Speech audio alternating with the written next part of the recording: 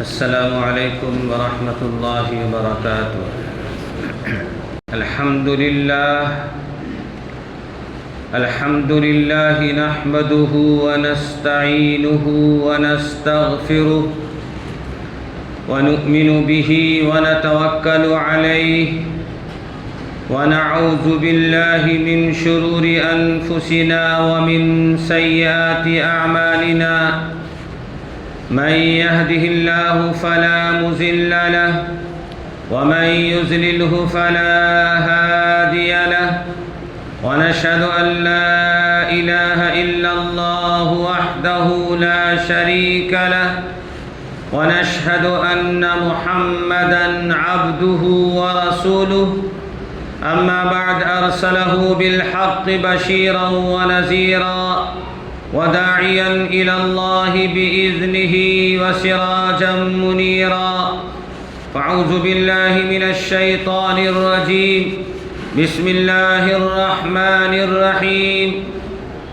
وكل إنسان ألزمناه طائره في عنقه ونخرج له يوم القيامة كتابا يلقاه منشورا، اقرأ كتابك كفى بنفسك اليوم عليك حسيبا، من اهتدى فإنما يهتدي لنفسه ومن ضل فإنما يضل عليها ولا تزر وازرة وزر أخرى، وقال النبي صلى الله عليه وسلم هذه يد لا تمسه النار، او کما قال علیہ الصلاۃ والسلام۔ برادران اسلام، بزرگان محترم، امت کے غیور نوجوانوں، تمام تر حمد و ثنا اور خوبیاں اس خالق و مالک کے لیے جس نے ہم سب کو ایمان کی عظیم ترین نعمت عطا فرمائی، اور لاکھوں درود و سلام ہو امام الانبیاء خاتم الرسل جناب محمد الرسول اللہ صلی اللہ علیہ وسلم پر، جن کے کاوشوں کے صدقے میں آج ہم سب مومن اور مسلمان ہیں۔ اللہ رب ذوالجلال نے قرآن مجید کو پوری انسانیت کی ہدایت کے لیے نازل فرمایا۔ انزل فیہ القرآن ھدی للناس فرمایا گیا کہ قرآن کو ہم نے نازل کیا پوری انسانیت کی ہدایت کے لیے۔ معلوم یہ ہوا کہ قرآن کریم کے ذریعے جو پیغامات دیے جا رہے ہیں، یہ پیغامات صرف کسی خاص قبیلے کے لیے قرآن نہیں آیا، بلکہ قرآن پوری انسانیت کی ہدایت کے لیے آیا۔ جیسا کہ اللہ کے نبی جناب رسول اللہ صلی اللہ علیہ وسلم کی نبوت صرف انسان کے لیے نہیں، بلکہ آپ جن و انس کے آپ نبی ہیں، اور جو بھی نبی جس زمانے میں آئے، کوئی زمانے کے ساتھ، کوئی قبیلے کے ساتھ خاص ہوتے تھے، لیکن امام الانبیاء خاتم الرسل جناب محمد الرسول اللہ صلی اللہ علیہ وسلم تشریف لائے تو اللہ نے اعلان فرما دیا، قل یا ایھا الناس، اے نبی آپ یہ اعلان کر دیجئے اور کہہ دیجئے۔ کس سے کہہ دیجئے؟ جب قرآن میں قل یا ایھا الناس سے خطاب ہوتا ہے تو پوری انسانیت مخاطب ہوتی ہے، اور بعض مقام پر اللہ تعالیٰ یا ایھا الذین آمنوا، ایمان والوں کو خاص خطاب فرماتا ہے۔ کیا فرمایا گیا؟ قل یا ایھا الناس، اے نبی سارے انسان سے کہہ دیجئے، قیامت تک آنے والے انسان کے لیے پیغام ہے، انی رسول اللہ الیکم جمیعا، میں اللہ کا پیغمبر، اللہ کا نبی ہوں سارے انسانوں کے لیے۔ اس نبی اعظم جناب رسول اللہ صلی اللہ علیہ وسلم پوری انسانیت کی ہدایت کے لیے آئے، کامیابی کے لیے آئے، صراط مستقیم کا راستہ دکھلانے کے لیے آئے۔ اسی پیغمبر اعظم صلی اللہ علیہ وسلم پر یہ آیت نازل ہوئی، جس میں فرمایا گیا وَكُلَّ إِنسَانٍ أَلْزَمْنَاهُ طَائِرَهُ فِي عُنُقِهِ۔ پہلے اس آیت کا ترجمہ سن لیجئے۔ اس آیت کا مفہوم سمجھ لیجئے تو اس کے بعد پھر سمجھ میں آئے گا مضمون۔ اللہ رب ذوالجلال فرما رہے ہیں انسانوں کی حیثیت کیا ہے۔ دنیا میں انسان آیا، بہت سارے مخلوق آئی، لیکن سب سے زیادہ عظمت اور فضیلت والی مخلوق اللہ نے انسان کو بنایا، اس لیے کہ روئے زمین پر جتنی مخلوق آئی ہے ان اللہ نے سب سے زیادہ جو مخلوق مکرم تھی، معظم تھی، اعلیٰ اور عرفہ تھی، اپنے نبی کا انتخاب اسی میں سے کیا۔ چنانچہ ارشاد فرمایا گیا وَكُلَّ إِنسَانٍ أَلْزَمْنَاهُ طَائِرَهُ فِي عُنُقِهِ کہ ہر انسان کے گلے میں اس کے نامہ اعمال کا ہار بنا کر اس کے گلے میں ڈال دیا جائے۔ ایک تختی ہوگی جو گلے میں لٹکی ہوگی، وہ کیا تختی ہوگی؟ وہ نامہ اعمال کی تختی ہوگی۔ دنیا میں تو ہم کوئی گناہ، کوئی جرم، کوئی معصیت کرتے وقت ہمارے دل و دماغ میں یہ شیطان جو ہے ایسا وسوسہ ڈال دیتا ہے کہ چلو دیکھا جائے کیا ہے بات، یہ تو آیا گیا بس یہ سمجھتے ہیں۔ اللہ رب ذوالجلال کیا فرما رہے ہیں؟ پورے اعمال کو ریکارڈ کر رہے ہیں فرشتوں کے ذریعے۔ طائرہ فی عنق، عنق کہتے گردن، وَنُخْرِجُ لَهُ يَوْمَ الْقِيَامَةِ، یہ ریکارڈ کس لیے کر رہے ہیں اللہ تعالیٰ؟ ہمارے اعمال کو دو فرشتوں کے ذریعے اللہ تعالیٰ ریکارڈ کر رہے ہیں، لکھوا رہے ہیں، اچھے اعمال بھی برے اعمال بھی۔ کیوں لکھایا جا رہا ہے؟ وَنُخْرِجُ لَهُ يَوْمَ الْقِيَامَةِ كِتَابًا يَلْقَاهُ مَنْشُورًا، قیامت کے دن وہ نامہ اعمال کا دفتر کھول دیا جائے گا۔ اسی لیے اللہ تعالیٰ ریکارڈنگ کرا رہے ہیں، فرشتوں کے ذریعے لکھوا رہے ہیں اسے۔ قیامت کے دن اعمال کا دفتر کھول دیا جائے گا، منشورا، وہ کھلا ہوا ہوگا۔ نامہ اعمال کا دفتر کیوں کھول دیا جائے گا؟ فرشتوں نے جسے 100 سال، نوح علیہ السلام کا زمانہ 1000 برس عمریں ہوا کرتی تھی، سیدنا حضرت نوح علیہ السلام 950 برس تک ایمان کی دعوت دیے لوگوں کے درمیان، تو 1000 برس، 500 برس، 100 برس کی نامہ اعمال فرشتے جو نے لکھا اس کو اللہ تعالیٰ کہیں کھول دو، منشورا، کھلا ہوا دیکھیں گے۔ کیوں دفتر کو کیوں کھولا جائے گا؟ اللہ فرما رہے ہیں اقرا کتابک، پڑھو۔ فرشتوں کے ذریعے کیوں ریکارڈ کیا اور قیامت کے دن دفتر کو کیوں کھول دیا؟ اقرا، پڑھو، اپنی کتاب کو، اپنے نامہ اعمال کے دفتر کو تم پڑھو، کہیں تمہارے دل و دماغ میں بات نہ آ جائے کہ فرشتوں نے ہمارے اوپر زیادتی کر دیا، میں نے 1 کیا تھا 2 لکھ لیا، 1 گناہ کیا 2 گناہ لکھ لیا۔ کبھی کی دشمنی رہی ہوگی یا کیا ہی نہیں اور اسٹرا لکھ لیا، اپنی طبیعت سے لکھ لیا۔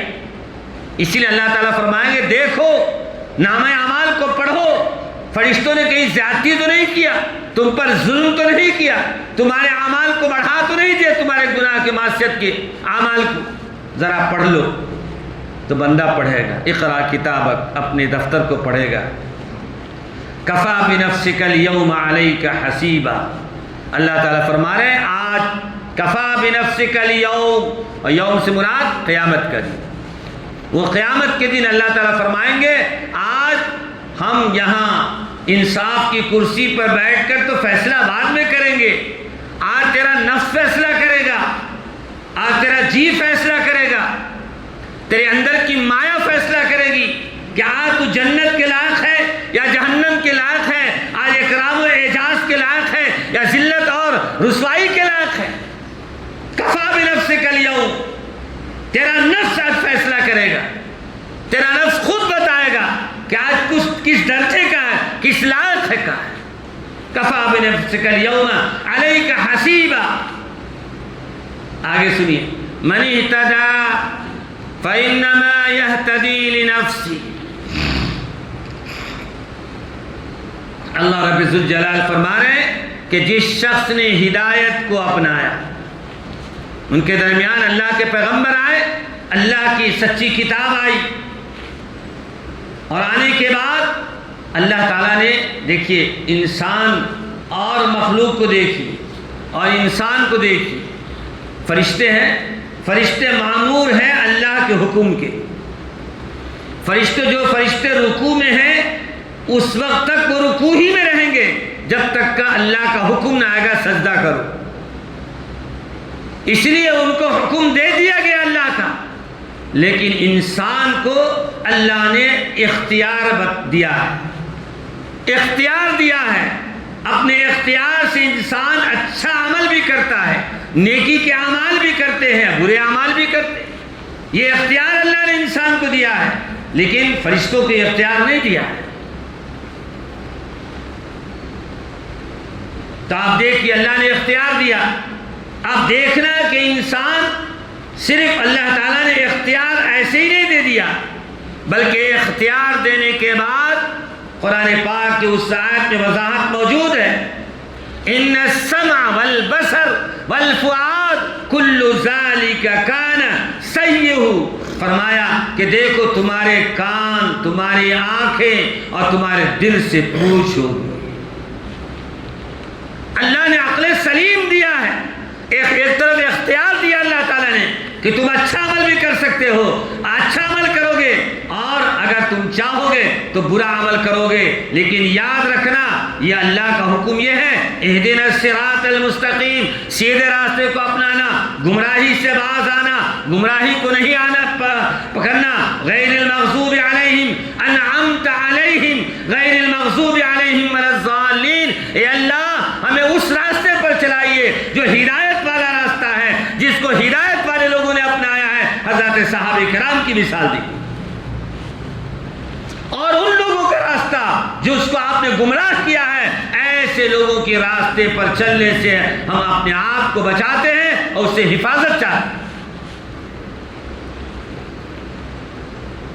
تو اللہ رب العالمین نے انسان کے 4 دور سے انسان گزرتا ہے، انسان کے اوپر 4 حالات آتے ہیں، ایک حالات وہ ہے جب انسان ماں کی پیٹ میں رہتا ہے، اندھیری کوٹھری میں رہتا ہے، اس وقت کون کھلاتا پلاتا ہے؟ اللہ کی قدرت کو سمجھیے، اللہ کی طاقت کو سمجھیے، اللہ کی حکمت کو سمجھیے، وہ خدا کیسی طاقت والا ہے، وہ کیسی قوت والا ہے، اس کی حکمرانی کیسی ہے، اس کو سمجھنا ہے، اللہ کی طاقت کو سمجھنا، اللہ کی قوت کو سمجھنا، اور یہ عقیدہ بنانا، یہ ایمان بنانا کہ سب کچھ کرنے والی ذات اللہ کی ہے، اللہ کے چاہنے سے ہو سکتا ہے، اللہ کے نہیں چاہنے سے نہیں ہو سکتا۔ اللہ کی قدرت کو غور کیجئے کہ بچہ سارے 9 مہینہ تک ماں کی پیٹ میں رہتا ہے اور چل رہا ہے اور پھر رہا ہے، پیٹ میں سانس لے رہا ہے، وہ کون غذا پہنچا رہا ہے، اس کو کون روزی دے رہا ہے؟ تو انسان کے اوپر ایک وہ حالات ہے کہ انسان بے بس ہے، اس وقت بے بس ہے انسان، نہ عقل ہے نہ شعور ہے، اور اس کے بعد انسان کے بعد دوسرے حالات آتے ہیں، دوسرے حالات سے گزرنا پڑتا ہے کہ انسان دنیا میں آتا ہے۔ اب جب انسان دنیا میں آیا تو اللہ تعالیٰ دھیرے دھیرے اس کے اعضاء میں طاقت اور قوت عطا فرما دی، بولنے کی طاقت، چلنے کی طاقت، پکڑنے کی طاقت، اسی طرح سمجھنے کی طاقت، یہ ساری طاقتیں قوتیں اللہ تعالیٰ اسے ودیت فرما دیتے، اسے عطا فرما دیتے۔ انسان کے اوپر یہ دوسرے حالات آتے، انسان کے اوپر جب دوسرے حالات آ گئے، انسان جوان ہو گیا، بڑا ہو گیا، عقل و شعور سمجھ لیا، اب انسان، اب یہاں اسے 2 راستے بتائے گئے، 2 راستے بتائے گئے ہیں، من اہتدی، جس شخص نے ہدایت کو اپنایا، فإنما يهتدي لنفسه، تو قرآن کہتا ہے کہ اس کا ہدایت اپنانا اس کی ذات کو نفع دے گا، ومن ضل فإنما يضل عليها، اور جس شخص نے گمراہی کو اپنایا تو اس کی گمراہی کی سزا اس پر پڑے گی۔ اللہ کے نبی جناب رسول اللہ صلی اللہ علیہ وسلم نے فرمایا وَكُلَّ ضَلَالَةٍ فِي النَّارِ کہ ہر گمراہی انسان کو جہنم میں پہنچائے۔ تو اپنے آپ کو گمراہی سے بچانا اور ہدایت کے راستے پر ڈالنا۔ اب انسان اس دنیا کی زندگی میں آ گیا، اچھائی اور برائی سمجھنے کی طاقت و صفت اس کے اندر پیدا ہو گئی۔ اب انسان کے دل و دماغ میں ایک بات ہوتی ہے کہ ارے کوئی تکلیف ہے، کوئی پریشانی ہے، یا دنیا میں حالات آ رہے تو کب تک آئیں گے؟ موت تک؟ موت کے بعد تو سب تھم جائے گا نا۔ ایک آدمی بہت بڑے منصب پر ہے، بہت بڑے محل میں ہے، اور دنیا کے اندر بہت ہی بڑے عزت کے مقام پر ہے، لیکن یہ کب تک؟ عزت رتبہ مقام کب تک؟ موت تک۔ موت آئے گی سب تھم جائے گا۔ کبھی تو موت سے پہلے بھی تھم جاتا ہے، اللہ تعالیٰ حالات کو بدل دیتے ہیں۔ دیکھتے ہیں نا، کوئی غریب ہے امیر ہو جاتا ہے، امیر ہے غریب ہو جاتا ہے۔ اس لیے مال کو زیادہ اہمیت نہیں دینا، مال جو ہے بدلنے والی چیز ہے۔ اگر اہمیت دینا ہے تو اپنے اخلاق پر، اپنے کردار پر، اپنے اعمال پر غور کرنا ہے۔ ہمارا اعمال اچھا ہے، ہمارے اعمال اچھے ہیں، ہمارے اخلاق اچھے ہیں، ہمارے کردار اچھے ہیں، خدا کی قسم سب کچھ دنیا سے لوٹ جائے گا، لیکن میری زندگی کا جو اعمال ہے، جو اخلاق ہے، جو کردار ہے، وہ دریا میں اگر بہا دیا جائے گا تب بھی میرے ساتھ رہے گا۔ وہ جدا ہونے والا نہیں ہے۔ جدا تو مال ہو جائے گا، بیوی ہو جائیں گے، بچے ہو جائیں گے، محل ہو جائے گا، تجارت ہو جائے گی، یہ ساری چیزیں جدا ہو جائے گی۔ اگر جدا نہیں ہوگی تو اپنے اعمال جدا نہیں۔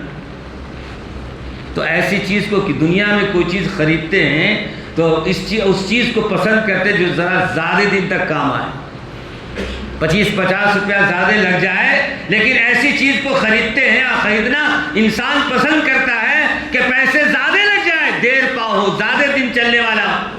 کیا یہ بھیجے میں بات نہیں آتی؟ کیا ایسے اعمال کو اپنائیں جو دنیا میں بھی کام آئے، آخرت میں بھی کام آئے؟ لا يموت فیہا ولا یحیا، ساری چیزیں ختم ہو جائے گی، نہ موت کا مسئلہ رہے گا، نہ زندگی کا مسئلہ رہے گا۔ ہمیشہ اگر آرام میں ہے تو آرام میں رہے گا، اور تکلیف میں تو ہمیشہ جہنم میں رہے گا۔ کیا یہ باتیں سمجھ میں نہیں آتی؟ یہ فلسفہ کیوں نہیں سمجھ میں آتا ہے؟ جب دنیا کا نفع نقصان سمجھ میں آتا ہے تو آخرت کا یہ فلسفہ کیوں نہیں سمجھ میں آتا ہے؟ کہ ایسے اعمال کیا جائے، ایسے اخلاق کو اپنایا جائے جو ہماری زندگی میں ہمیشہ ساتھ رہے۔ ہم مومن ہیں، ہم مسلمان ہیں، ہمارا ایمان ہے، ہمارا عقیدہ ہے، والبعث بعد الموت، مرنا بھی ہے اور مرنے کے بعد دوبارہ زندہ بھی ہونا ہے۔ تو پھر اس فلسفے کو کیوں نہیں سمجھ میں آتا؟ تو اللہ رب ذوالجلال فرما رہے ہیں یہ دنیا کی زندگی ہے، دنیا کی زندگی میں یہ ہمارے اوپر حالات آتے ہیں۔ عزت کا دینا اللہ ہے۔ اللہ تعالیٰ جو ہے، دیکھیے قارون گزرا، نام سنے نا قارون کا؟ قارون گزرا، اب وہ کامیابی اپنے مال، اپنے دولت میں سمجھ رہا تھا۔ بڑے بڑے محلات بنائے، شیشے کے محلات بنائے، اور نہ جانے کیسے کیسے محلات بنائے، اور عزت و عظمت کو سمجھتا تھا کہ میں عزت و عظمت کے سب سے اونچے منارے پر ہوں۔ لیکن اللہ نے اتنا ذلیل کیا۔ اللہ کا مقصود یہ تھا کہ وہ عزت والا نہیں ہے، اپنے آپ کو عزت دار سمجھ کر بیٹھا تھا۔ وَتُعِزُّ مَن تَشَاءُ وَتُذِلُّ مَن تَشَاءُ، عزت اللہ کی طرف سے ملتی ہے، ذلت اللہ کی طرف سے ملتی ہے۔ دنیا نے تماشا دیکھا کہ قارون کو اللہ نے اتنا ذلیل کیا کہ کروڑوں اربوں انسان دنیا میں سمجھدار انسان ہیں، آج تک کوئی ایک شخص بھی قارون اپنے بیٹے کا نام نہیں رکھا۔ اللہ کی لعنت پھٹکار تھی اس میں۔ دنیا میں تو بڑی کامیابی سمجھ رہا تھا، لیکن جیسے ہی موت آئی ساری کامیابی وہیں مکمل ہو گئی، وہیں ٹھپ ہو گئی، اور آخرت کی جو لامحدود زندگی تھی اس کے لیے وہ ناکام ہو گیا، فیل ہو گیا۔ اس لیے کہ اپنے آپ کو کامیابی سمجھ رہا تھا۔ کامیابی تو اللہ نے اپنے دین میں رکھی ہے، کامیابی اللہ نے اپنے نبی کے طریقے میں رکھی ہے۔ سیدنا حضرت یوسف علیہ السلام کیسے حالات گزرے ان کے ساتھ، کنویں میں ڈالے گئے، بازار میں 2 بار بیچے گئے، غلام کی حیثیت سے بیچے گئے۔ عزت کا مقام ہے کہ ذلت کا مقام ہے؟ ذلت کا مقام کی نگاہ میں وہ اللہ عزت والے تھے، عظمت والے تھے۔ دنیا تھم گئی، موت آئی، موت نے اچک لیا، لیکن یاد رکھیے ہزاروں سال کے بعد بھی سیدنا حضرت یوسف علیہ السلام کا نام کروڑوں کا کروڑ انسان عزت اور عظمت کے ساتھ لیتا ہے۔ کامیابی اور عزت اللہ کی طرف سے ملتی ہے۔ اس لیے یہ دنیا ہے، دنیا کا جو نظام ہے اس نظام سے ہم کو گزرنا ہے، لیکن عقل مند انسان وہ ہے کہ اپنے اللہ کی مرضی کے مطابق زندگی گزارے، رسول اللہ صلی اللہ علیہ وسلم کے طریقے کے مطابق زندگی گزارے، تو انشاءاللہ ثم انشاءاللہ 100% کامیاب۔ یہ دوسرا مرحلہ۔ اب تیسرا مرحلہ ہے عالم برزخ۔ تیسرا مرحلہ ہے عالم، دو دور سے انسان گزر گیا، اب تیسرا دور اس پر عالم برزخ کا ہے، قبر کا زمانہ۔ قبر کا زمانہ کیا ہے؟ قبر کا زمانہ یہ ہے کہ اگر اچھے اعمال کے ساتھ گئے ہیں، خدا ہم سے راضی ہے، تو انشاءاللہ ثم انشاءاللہ ہمارا ایمان ہے، ہمارا عقیدہ ہے کہ قبر میں اس کو راحت کا سامان نصیب ہوگا۔ اور اگر اچھے اعمال کے بغیر گیا ہے، من چاہی زندگی گزاری، نہ جھوٹ کا ٹھکانہ، نہ دھوکے کا ٹھکانہ، اور تکلیف دینا، ظلم کرنا، ستانا، حلال و حرام کی تمیز نہیں، یہ جیسی من چاہی زندگی آئی گزار لیا، ایسے اعمال کے ساتھ اگر گئے ہیں تو پھر اللہ کی بہت بڑی پکڑ ہوگی، اور اللہ کے سامنے حاضر ہونے سے پہلے پہلے عالم برزخ کے دور سے گزرنا پڑے گا، قبر کے منزلوں سے گزرنا ہوگا۔ سیدنا عثمان غنی، بہت مستند حدیث ہے، امام مسلم میں نے حدیث کو لکھا ہے، بہت مستند حدیث ہے کہ حضرت عثمان غنی رضی اللہ تعالیٰ عنہ جب کسی قبر پر جاتے اتنا زار و قطار روتے، اچانک صحابی نے پوچھ لیا کہ آپ جب ایسے اتنا آپ زیادہ آپ کو روتے ہوئے نہیں دیکھتے ہیں، لیکن جب کسی قبر پر آپ جاتے ہیں بے تحاشا رونے لگتے ہیں، تو سیدنا عثمان غنی رضی اللہ تعالیٰ عنہ جو خلیفہ ہے، اللہ کے نبی صلی اللہ علیہ وسلم کی دو چہیتی بیٹیاں آپ کے نکاح میں آئی، ذی النورین فرمایا گیا، دو نور آپ کی زندگی میں جمع ہیں، خلیفہ رسول ہیں۔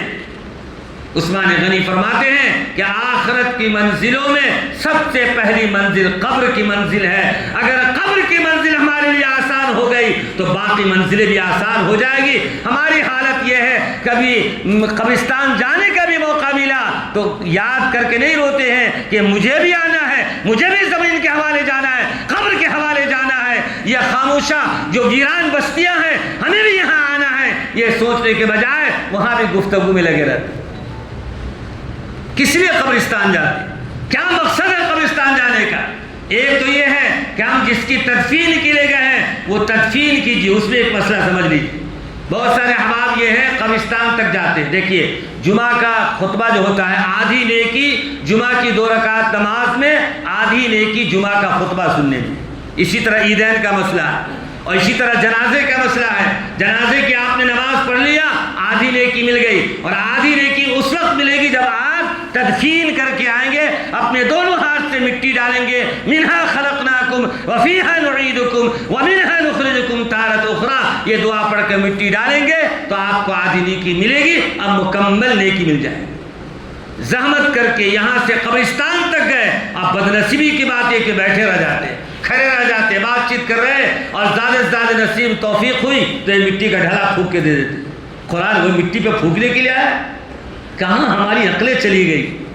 نبی کی سنت ہے، نبی نے فرمایا جب قبرستان جاؤ تو بسم اللہ وعلی ملت رسول اللہ پڑھو، اور اپنے مردوں کو قبرستان میں قبر کے اندر ڈالو، اور اس کے بعد پڑھو منہا خلقناکم، ایک بار مٹی دو کہ اللہ تو نے مجھ کو مٹی سے پیدا کی، وفیہا نعیدکم، اسی مٹی میں ہم پھر دوبارہ جا رہے ہیں، ومنہا نخرجکم تارۃ اخری، اور پھر اسی مٹی سے آپ مجھے دوبارہ زندہ کریں گے۔ یہ عقیدہ تازہ ہوتا ہے اس وقت جب ہم مردے کو قبر میں رکھتے ہیں، مٹی ڈالتے، نبی کی سنتوں کو اپنائیں۔ آج ہماری تباہی، ہماری پریشانیاں، مصیبتیں اسی لیے ہیں، ہم نہ خوشی میں نبی کو سنت کو یاد کرتے ہیں، نہ غم میں یاد کرتے ہیں۔ ایک ایک سنت کو معلوم کیجئے کہ نبی کی زندگی کا طریقہ کیا رہا۔ بہرحال تو یہ انسان کی تیسرے مرحلے کی زندگی ہے جو عالم برزخ کی زندگی ہے، اور اس کے بعد عالم آخرت، عالم آخرت کی زندگی۔ اب عالم آخرت کی زندگی کیا ہوگی؟ عجیب غریب معاملہ ہوگا. بس صرف اشارہ کرتا وقت نہیں ہے. نفسی نفسی کا عالم ہوگا، پوری کائنات کا انسان جمع ہوگا، سارے نبی جمع ہوں گے. یہ کفار مکہ، مشرکین مکہ جو ایمان سے محروم ہے، یہ قیامت کی گھبراہٹ اور پریشانی سے اتنا لرزہ ہوں گے کہ آدم علیہ السلام کے پاس جائیں گے، موسیٰ علیہ السلام کے پاس جائیں گے، عیسیٰ علیہ السلام کے پاس جائیں گے، اللہ سے سفارش کر دیجیے. بخاری شریف میں روایت آئی ہے کہ آپ سفارش کر دیجیے اللہ سے کہ قیامت کا سوال و جواب شروع ہو جائے. قیامت کا سوال و جواب شروع ہو جائے. مجھے جہنم میں جانا منظور ہے، لیکن اب پریشانی، قیامت کی پریشانی، سورج سوا نیزے پر، سورج قریب آ جائے گا اور سورج کی تپش اور گرماہٹ انسان برداشت نہیں کر پائے گا، بے چین ہو جائے گا. کہے گا آپ اللہ کے نبی ہیں، اللہ سے دعا گزارش کیجئے کہ سوال و جواب شروع ہو جائے. موسیٰ علیہ السلام انکار کر دیں گے، عیسیٰ علیہ السلام انکار کر دیں گے. بالآخر رسول پاک صلی اللہ علیہ وسلم کے پاس آئیں گے اور وہی بات نقل کریں گے تو اللہ کے نبی جناب رسول اللہ صلی اللہ علیہ وسلم فرمائیں گے ہاں میں اللہ سے سفارش کرتا ہوں. اللہ کے نبی جناب رسول اللہ، حدیث پاک میں آیا، بخاری کے الفاظ ہے، اللہ کے نبی صلی اللہ علیہ وسلم سجدے میں چلے جائیں. کیا جائیں گے؟ سجدے میں جائیں گے. اور اللہ کے جو 100 صفاتی نام ہیں وہ سارے صفاتی نام حدیث پاک میں آیا. ان صفاتی نام کے علاوہ اللہ تعالیٰ اور ایسے اسماء سکھائیں گے کہ اللہ کے نبی جناب رسول اللہ صلی اللہ علیہ وسلم کی تعریف، اللہ کی تعریف کریں گے، اللہ کی حمد و ثنا کریں گے تو اللہ کا غضب جو ہے، غصہ جو ہے، رحم سے ٹھنڈا ہوتا چلا جائے. دھیرے دھیرے رسول اللہ صلی اللہ علیہ وسلم سجدے میں دعا کر رہے ہیں. اللہ کا جب غصہ تھم جائے گا، رحم سے بدل جائے گا تو اللہ تعالیٰ اعلان فرمائیں گے ارفع راسک، اے نبی صلی اللہ علیہ وسلم آپ اپنے سر کو اٹھا لیجیے. ارفع راسک، آپ اٹھائیے، آپ پوچھیے کیا پوچھتے ہیں، کیا بات ہے. تو اللہ کے نبی جناب رسول اللہ صلی اللہ علیہ وسلم اس سے گزارش کریں گے اے اللہ اس وقت جو ہے قیامت کا معاملہ بڑا عجیب و غریب ہے، بس سوال حساب و کتاب کا معاملہ شروع کر دیجیے. اب حساب و کتاب کا معاملہ اور کاروائی شروع ہو جائے گی. اسی کو قرآن نے کہا اقرا کتابک کفی بنفسک اليوم علیک حسیبا من اہتدی فانما یہتدی لنفسہ ومن ضل فانما یضل علیہا ولا تزر وازرۃ وزر اخری. اس دن نفسی کا عالم ہوگا، ہر شخص پریشان ہوگا. اور یہ بھول جائیے اور یہ دماغ سے نکال دیجئے کہ دنیا میں اگر انسان پریشان ہوتا ہے، بھائی سے بدل لیتا ہے، پڑوسی سے بدل لیتا ہے اور رشوت اور گھوس دے کر کے مدد لے لیتا ہے، لیکن یاد رکھیے اللہ نے قرآن میں اعلان فرما دیا وَلَا تَزِرُ وَازِرَةٌ وِزْرَ أُخْرَىٰ. خبردار یاد رکھنا، کوئی کسی کا بوجھ اٹھانے کو تیار نہیں. بات کلیئر ہو گئی. کام وہی آئے گا جو ساتھ لے کر جائیں گے، جو کچھ اچھائی لے کر گئے، اچھے اخلاق کے ساتھ گئے، اچھے اعمال کے ساتھ گئے، بیوی بچوں کے حقوق کو ادا کر کے گئے، وہی ہمارے ساتھ کام آنے والے ہیں. اور یہ چاہیں گے کہ بیوی بچہ کام آ جائے. یوم یفر المرء من اخیہ وامہ وابیہ وصاحبتہ وبنیہ، سب ساتھ چھوڑ دے گا. نہ بیوی ساتھ کام آئے گی، نہ بچے کام آئیں گے، نہ بھائی کام آئیں گے، نہ پڑوسی کام آئے گا، نہ دوست کام آئے گا. اگر کام آنے والی چیز ہوگا تو اپنے اعمال کام آئے. اعمال کیسے بنیں گے؟ اب اعمال کو بنانا، یہ بات تو سمجھ میں آ گئی کہ اعمال ہی کام آنے والا ہے. تو اعمال کیسے بنیں گے؟ اللہ نے قرآن میں بتایا یا ایھا الذین آمنوا اتقوا اللہ، اللہ سے ڈرو. کیا کرو؟ اللہ سے ڈرو. یہ صفت پیدا ہو جائے گی. وکونوا مع الصادقین، اور اچھے لوگوں کی صحبت اختیار کرو. جو لوگ نمازی سے دوستی کرو، سچ بولنے والے سے دوستی کرو، اچھی مجلسوں میں شرکت کرنے والوں سے دوستی کرو. اس کا مطلب نہیں کہ غیروں سے دوستی نہ کرو. آج کا ماحول تو ملک کا ایسا ہے کہ ہم اپنے وطن کے بھائی سے، ان سے دوستی کیجئے، ان کو اپنا قریب، اپنا دوست بنائیے. حالات بد سے بدتر ہوتے جا رہے ہیں. ان حالات میں سب ہمارا بھائی ہے، ان کو اپنی عظمت سمجھائیے اور اپنے خوشی میں، اپنے غم میں ان کو شریک کیجیے. بہرحال تو حالات یہ ہے کہ اپنے اعمال کو درست کرنا ہے. انشاءاللہ ثم انشاءاللہ ہمارے اعمال درست ہو جائیں گے، اللہ تعالیٰ کا غصہ اور رحمت سے بدلے گا تو انشاءاللہ برکتیں نازل ہوگی۔ آج ہم پریشان حال ہیں، کبھی بارش سے پریشان ہیں، کبھی روزی کے لیے پریشان ہیں، اور نہ جانے کیسے کیسے حالات آ رہے ہیں۔ سب حالات اللہ کی طرف سے ہے، والقدر خیرہ و شرہ من اللہ تعالیٰ، چاہے خیر ہے یا شر ہے اللہ کی طرف سے ہمیں ماننا ہے اے اللہ۔ لیکن ماننے کا طریقہ یہ ہے، بیماری آ گئی، کوئی مصیبت آ گئی، کوئی نعمت چھن گئی، اے اللہ میں بیمار ہو گیا، اس بیماری کو دفع کرنے کی بھی طاقت آپ ہی کے اندر ہے۔ اس بیماری کو ہم نہیں برداشت کر رہے ہیں، اس بیماری کو صحت سے بدل دیجئے۔ یہ دوا کیا ہے؟ یہ تو ذریعہ ہے، اس پہ شفا دینے والی ذات آپ کی ہے۔ یہ عقیدے کے ساتھ اللہ سے مانگیں گے، انشاءاللہ اللہ تعالی حالات کو سازگار بنا دیں گے اور ہماری پریشانیاں مصیبتیں دور ہو جائیں گی۔ اللہ سے دعا ہے اللہ تعالی ہمیں اور آپ کو اعمال صالحہ کی طرف توجہ اور اعمال صالحہ کی تیاری کی توفیق نصیب فرمائیں۔ وآخر دعوانا ان الحمد للہ رب العالمین۔